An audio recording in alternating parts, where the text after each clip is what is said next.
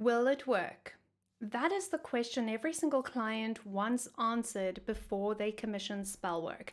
And almost no practitioner will answer it directly because they are afraid that honesty will cost them sales.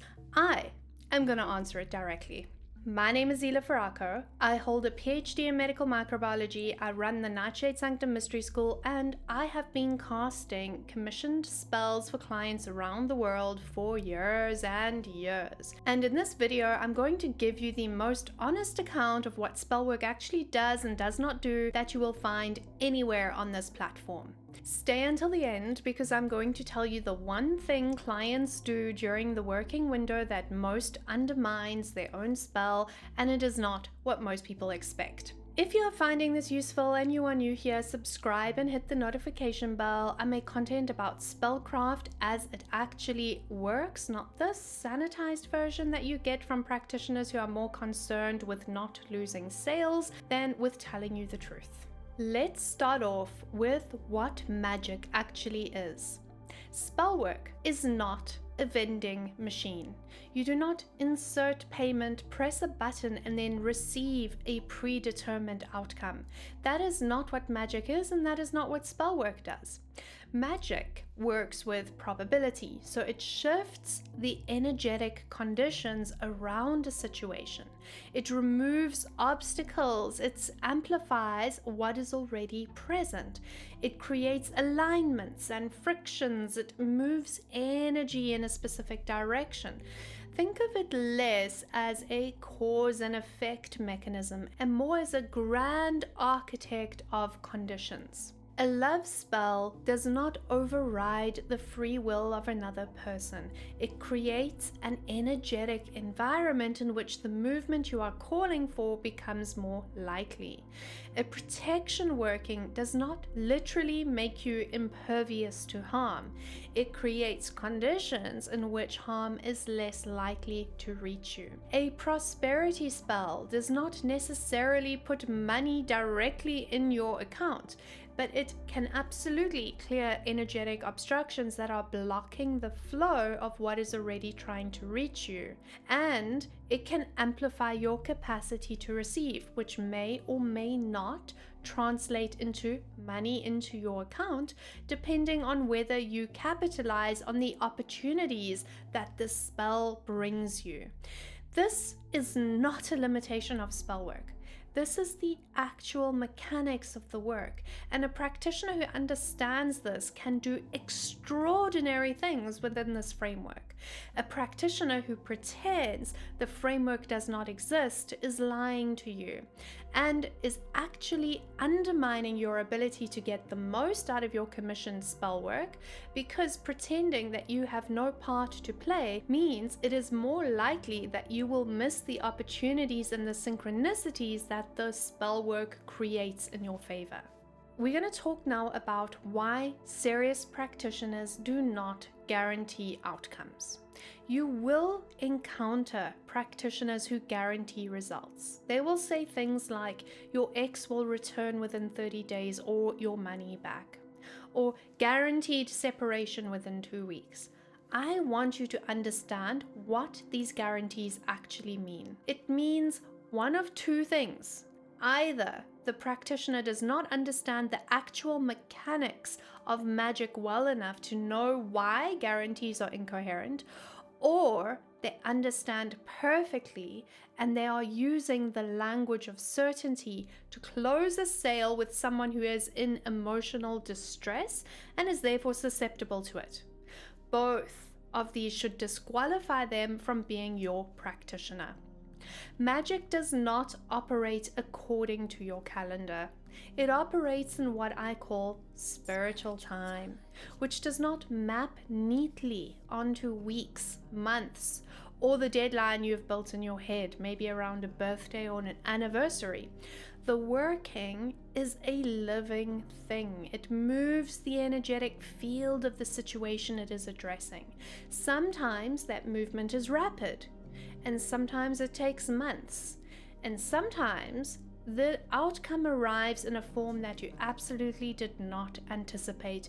And all of this is within the range of how spell work actually operates. What any serious practitioner can legitimately guarantee is the quality and the integrity of their process. That they brought their full skill set, their framework, and their genuine care to the working. What they cannot guarantee is what the universe will do with that. Nobody legitimate can guarantee that. Spiritual time is not calendar time, and this is where I've seen the most client distress, and I want to address this plainly. 2 weeks pass, you do not see any visible movement, you begin to panic.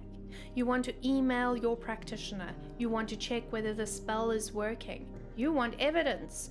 You are interpreting the silence as the failure of the spell. But the silence does not mean the spell failed. Absence of visible movement in the first few weeks or months is not evidence that nothing is happening. Spell work often moves in the underground before it surfaces. Roots before flowers. The energetic architecture is shifting at a level that you cannot see yet. The clients who have the worst experience of this period are the ones who are watching, the ones who are checking, who are monitoring maybe the target's social media, who are analyzing every text and non-text for evidence of the working's progress. This kind of surveillance is not passive. It actively puts your attention back into the state of longing and lack that the working is trying to move you out of. You cannot simultaneously hold the energy of the outcome and the anxiety of it not working.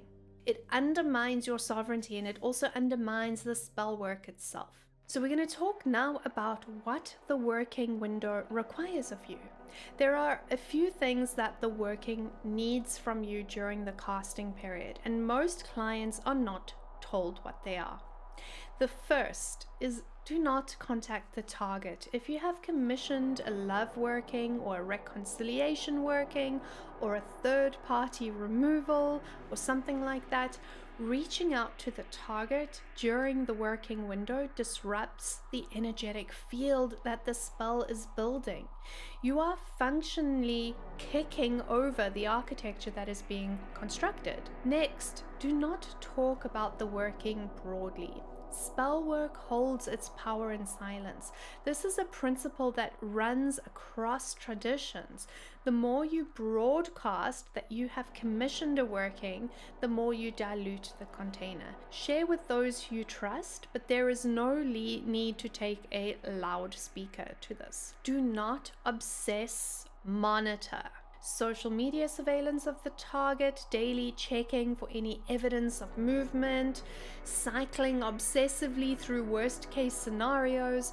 Your attention is energetic, and where you put it matters. So put it on the outcome, not on the worst case scenarios, okay? And finally, do your integration work. A serious practitioner will give you some guidance on how you can best make use of that integration period after the spell work has occurred. Integration is not optional. Every working I complete includes access to the Crown of Roses course, the integration course I built specifically for spellwork clients. It covers the integration period, what to do, what not to do, and how to also hold the energy of the outcome, how to work with whatever surfaces, and how to support the movement of the spell into your physical life. I built it because I noticed something early in my practice. The clients who got the best spell outcomes were not the ones with the most ideal situations. They were the ones who genuinely engaged with their integration work, not passive recipients waiting for the universe to deliver a package. Active co-creators who took the working seriously as a living process. The integration work is not a consolation prize or an afterthought in the process. It is the other half of the spell. The casting creates the optimal external conditions, and the integration work you do creates the optimal internal conditions. And both of these are required for a successful spell. A client who commissions a serious working and then does nothing with their integration is leaving half of the spell on the table. If this is the kind of content you want more of, hit the like button right now. It helps reach the people who genuinely need it. Here's what I promised. The one thing most clients do that undermines their own working and that almost nobody tells them about because it requires speaking about something uncomfortable. And that is when a client is using the spell as a substitute for grief or their own internal processing. The most common use case I see for love spell work is someone who is trying to not feel the loss. They're not ready to do the internal work of what happened between them and this other person.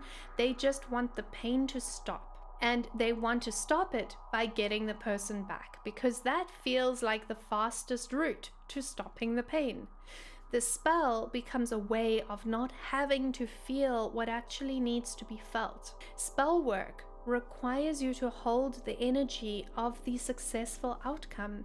That means that you have to be able to imagine the relationship that you're calling in with some genuine openness and desire, not just relief from pain. If your entire energetic posture towards the situation is fear of loss and avoidance of grief, the spell is going to have some very difficult conditions to work in. And this does not mean that you need to be healed before you can commission spell work. You absolutely do not. But it does mean that the integration work is not optional. And it means that meeting yourself honestly about where you actually are emotionally is part of what makes this work. The Before You Book page is linked in the description. It walks you through everything you need to know before commissioning spell work with me, my framework, my terms and conditions, and how this works. Read it before you book anything. The next video in this series is called Is Spell Work Right for You Right Now? It covers how to assess your own readiness for this kind of work, what makes someone the right client for serious spell work, and the circumstances where a commission should be declined rather than accepted. It is the most direct video I have made about this. Go ahead and watch that now. Much love and blessed be.